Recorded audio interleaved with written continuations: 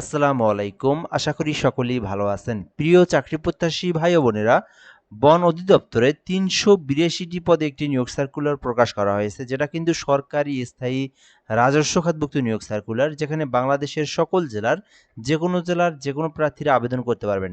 ছেলে মেয়ে উভয় প্রার্থীরাই কিন্তু এই নিয়োগ সার্কুলারে আবেদন করতে পারবেন। তো আজকের এই ভিডিওর মাধ্যমে এই নিয়োগ সার্কুলার নিয়ে আপনাদেরকে তথ্যগুলো জানানোর চেষ্টা করব। এখানে আবেদনের জন্য পদের নাম, পদের সংখ্যা, বেতন স্কেল, শিক্ষাগত যোগ্যতা, মূলত কিভাবে আবেদন করবেন এই বিষয়টা আমি আপনাদেরকে বলে দেব।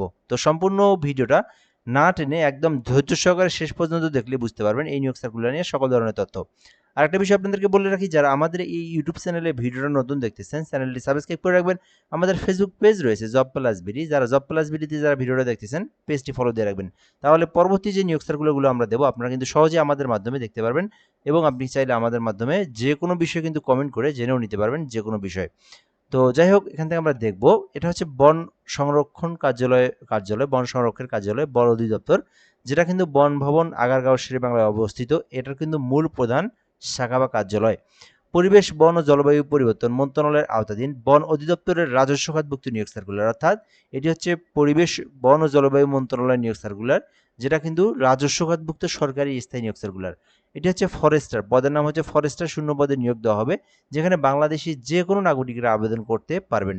ঠিক আছে, তো এই ছিল মূলত বিষয়। পদের নাম ফরেস্টার, যেখানে পদের সংখ্যা ৩৮২টি। তো দেখেন, ৩৮২টি পদের সংখ্যা রয়েছে, মোটামুটি বিশাল বড় একটি পদের সংখ্যা। 15 গ্রেডে নিয়োগ দেওয়া হবে। এখানে বলা হয়েছে যে এই শিক্ষাগত যোগ্যতার বিষয়টা কিন্তু খুবই গুরুত্বপূর্ণ। এটাতে কিন্তু সকলে আবেদন করতে পারবে না। কারা আবেদন করতে পারবে সেই বিষয়টা দেখবেন। এখানে বলা হয়েছে, কোনো স্বীকৃতি বোর্ড হইতে ডিপ্লোমা ইন ফরেস্ট্রি, অর্থাৎ আপনারা যারা এসএসসি পাস করেছেন, এসএসসি পাস করার পর ডিপ্লোমাতে পড়েছেন ফরেস্ট্রি ডিপার্টমেন্ট থেকে, শুধুমাত্র তারাই আবেদন করতে পারবেন। শুধুমাত্র যারা ডিপ্লোমাতে ফরেস্ট্রি ডিপার্টমেন্ট থেকে যারা লেখাপড়া করেছেন, পাস করেছেন, সার্টিফিকেট রয়েছে, তারাই আবেদন করতে পারবেন। উচ্চতা ১৬৩ সেন্টিমিটার, বুকের মাপ ৭৬ সেন্টিমিটার হইলে আবেদন করতে পারবেন। এটি হচ্ছে আপনার ফরেস্টার পদের। এখানে পদের নাম একটাই শুধুমাত্র। তো এই ফরেস্টার পদই কিন্তু ৩৮২টি পদ রয়েছে। তো যারা ডিপ্লোমাতে ফরেস্ট্রি নিয়ে লেখাপড়া করেছেন, শুধু তারাই আবেদন করতে পারবেন। আবেদন করতে আপনার বয়সটা কিন্তু ১৮ হতে ৩২ বছর পর্যন্ত সময় রয়েছে, এর মধ্যে আপনাকে আবেদন করতে হবে।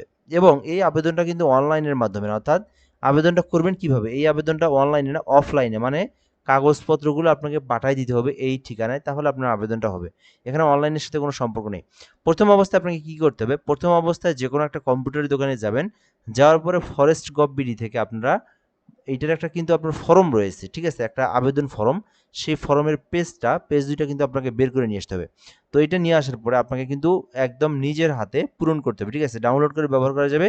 আবেদনপত্র যথাক্রমে পূরণ করে প্রধান বন সংরক্ষক, বন অধিদপ্তর, বন ভবন, আগারগাঁও, শেরেবাংলা নগর, ঢাকা, এই ঠিকানা কিন্তু আপনাদেরকে পাঠিয়ে দিতে হবে। অর্থাৎ ভালো করে বুঝবেন বিষয়টা, এইটা আপনাকে ডাউনলোড করে আপনাকে পূরণ করতে হবে। পূরণ করে এখানে আরও কিছু কাগজপত্র লাগবে, আপনার সার্টিফিকেট ইত্যাদি, এগুলো নিয়ে কিন্তু আপনাকে এই যে ঠিকানা রয়েছে, অফিস চলাকালীন সময় পর্যন্ত ডাক যোগাযোগে পৌঁছাতে পারবেন। কিভাবে, আপনি নিজে গিয়ে চাইলে দিতে পারবেন, মানে আপনি যদি ঢাকায় থাকেন আপনি নিজেও দিতে পারবেন, কারো মাধ্যমে দিতে পারবেন, ডাক যোগাযোগের মাধ্যমে দিতে পারবেন, কুরিয়ার সার্ভিসের মাধ্যমে দিতে পারবেন। যেভাবে হোক সেইভাবে আপনি আপনার ওই খাম, যেটা ওই খামটা এই ঠিকানায় পৌঁছায় দিলেই আপনার আবেদনটা হবে। ঠিক আছে, এক কথায় অফলাইনে একটা আবেদন।